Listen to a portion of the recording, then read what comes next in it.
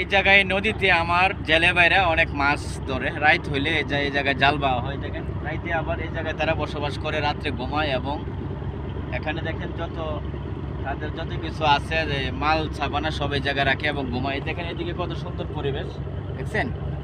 এদিকে আবার তারা শ্বাস করে, এই যে শ্বাস টাস করে ও করতেছে, শ্বাস টাস করে তারা। এই যে দেখেন এই জায়গার ভিতরে মাছ ধরার জন্য এইভাবে বাঁশ কেটে মানে ছালনি বানানো হয়। ছালনি বানিয়ে তারা এইভাবে নদীর সাইড দিয়ে আস্তে আস্তে কূপে মাছ ধরার একটা শিকার যেভাবে করে, মাছ শিকার করে তারা। প্রতি রাতে তারা এই জায়গায় মাছ ধরে। এবং প্রিয় ভাই যারা আছে, যারা জেলে ভাই এই জায়গায় অনেক পরিশ্রম করে, সারা রাত চেষ্টা করে তারা মাছ ধরার জন্য। মাছ ধরে তারা বিক্রি করে এবং জীবন জীবিকা তারা এই চালায়।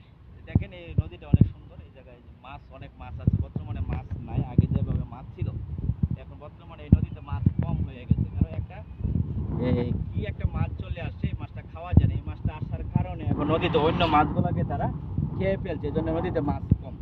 জেলে ভাইদের জন্য দোয়া করবেন, তারা যেন ন্যায্য মূল্য দাম পায় মাছ।